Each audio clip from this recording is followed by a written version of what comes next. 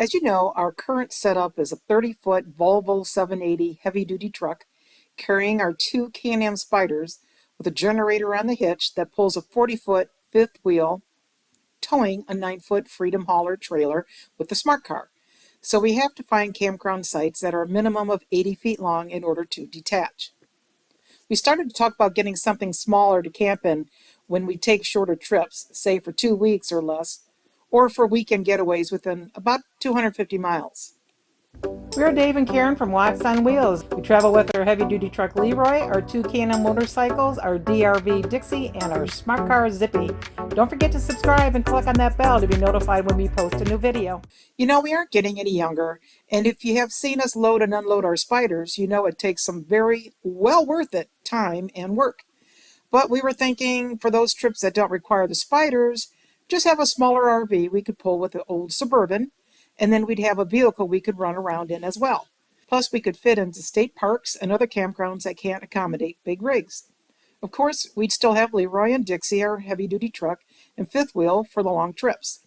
But we were thinking a bumper pull would be easy and convenient. So while we were coming back from Quartzsite, we were near Katy, Texas, and they have a lot of RV dealers there. So we thought we'd pop in, take a look at floor plans and the quality of the RVs to get an idea of what we might like with the intentions of buying a used one at some point in the near future. So on to a new adventure. However, as you know, you start with one idea and begins to grow and develops into something bigger and bigger for one reason or another, whether it's rational or not. You know, it's easy to rationalize anything. After all, we had literally lived in a 40-foot home with 4 slides for multiple years very comfortably up until we built our new home. Would we be able to downsize to something under 30 feet? Well, let's take a look.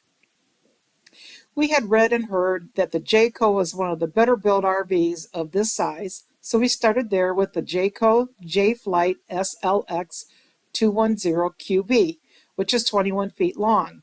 It is actually a pretty nice layout, but it didn't take long for us to realize we would need at least one slide out for added room, preferably 2 slides, since it didn't have any. So the next one we looked at was a Flagstaff Superlight 26 FKBS at 29 feet 8 inches, which is supposed to be one of the best couples-friendly floor plans.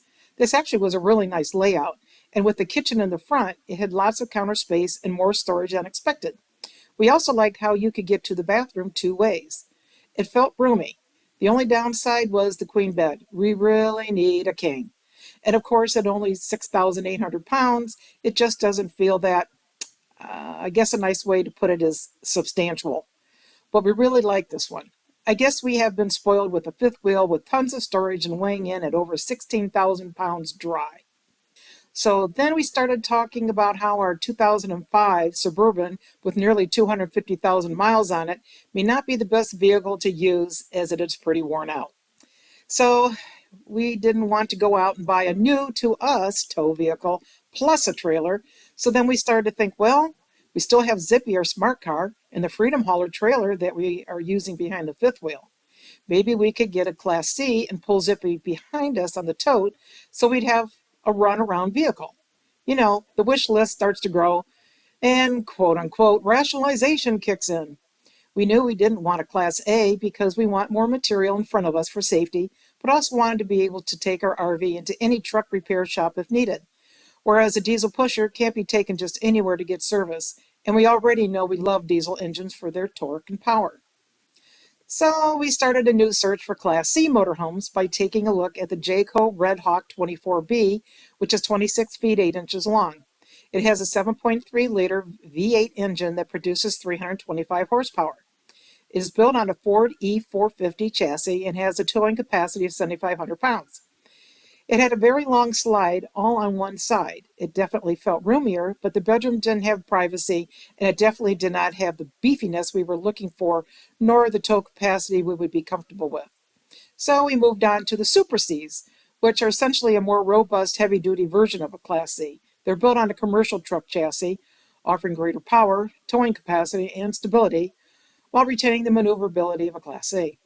So we decided to check out a used JCO Senica 37L, which is a 39-foot 4-inch. Yep, our search has changed and the length has grown.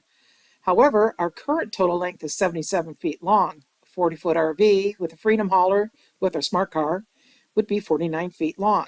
A far cry from 77, and we would be able to get into a lot more campgrounds. The JCO Senica is powered by a Cummins ISB 6.7-liter diesel engine with 360 horsepower and has a 12,000-pound towing capacity. We really like this one, with one extra long slide and two other ones on the opposing side. It felt roomy, had a nice floor plan with a mini king bed.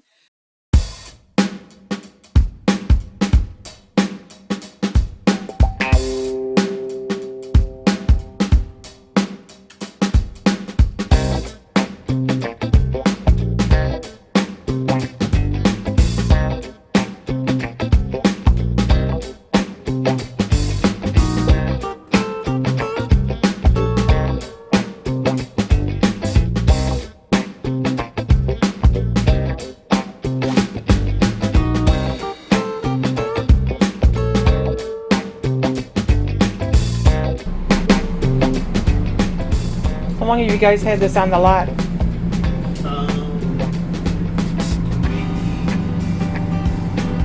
5 months. Really?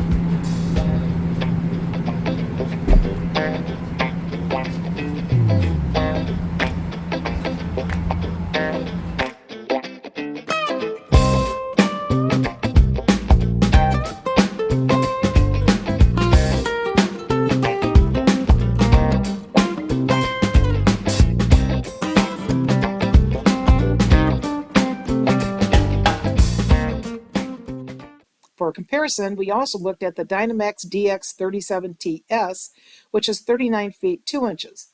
It has a Detroit DD8 7.7-liter turbo diesel with 375 horsepower and a towing capacity of 20,000 pounds. We like this floor plan and the U-shaped kitchen, but we weren't crazy about the bunk bed over the driver's seat or the bathroom sink being across the hall from the bathroom, shower, and toilet.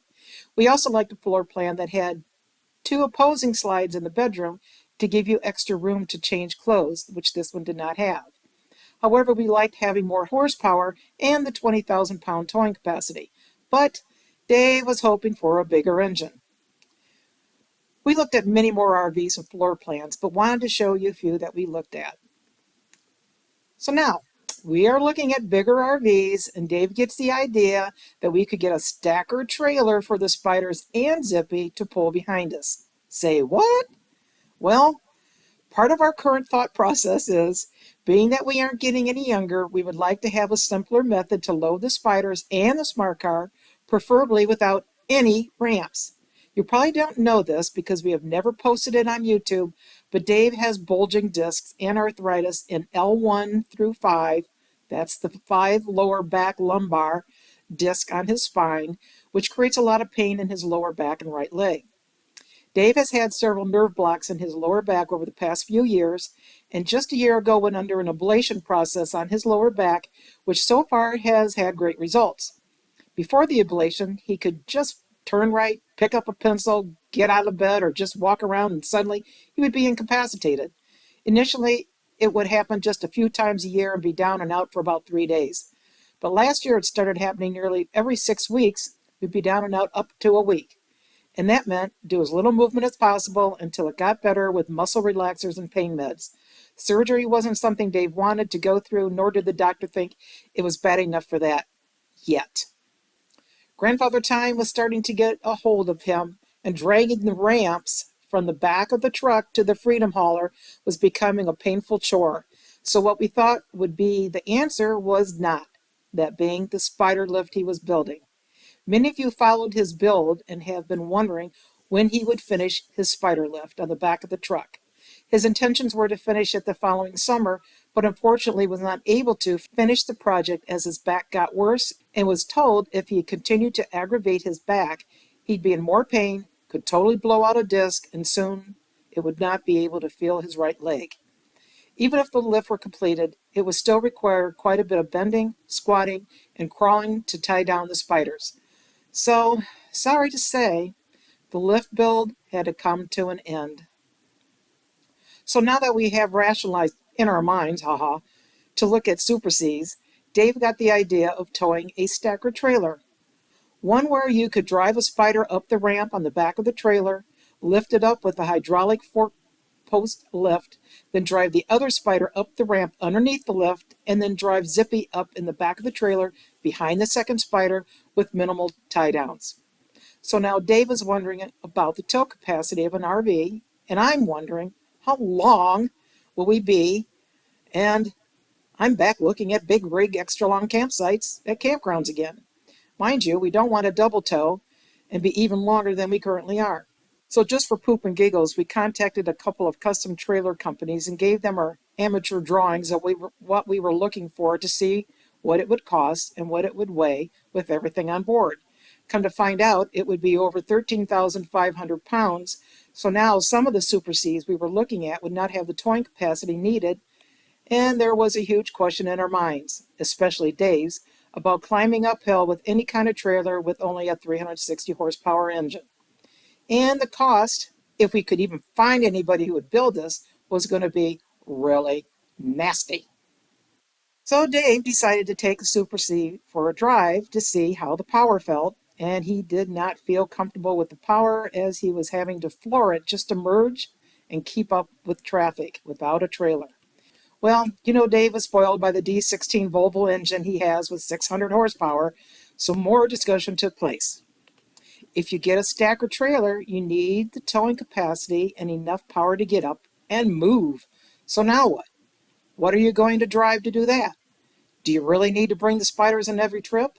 After all, when we spent almost 3 months on our last trip to Quartzsite, we only took them down once to ride them. Do you want to keep doing what we are doing and use the ramps to get Zippy off the truck bed and possibly hurt your back even worse? Or do you want to use Leroy for a get-around vehicle? Do we want to bring the Freedom Hauler for Zippy, then have to use the ramps again for that? Zippy and the old Suburban can't be flat-towed. There is a lot to think about. Stay tuned for another video of our final decision and what we bought. Here's a hint. It wasn't what we thought we would get. Thanks for watching. If you liked the video, please give us a thumbs up. We'd love to hear from you in the comments below, even if it's just to say hi. Don't forget to subscribe.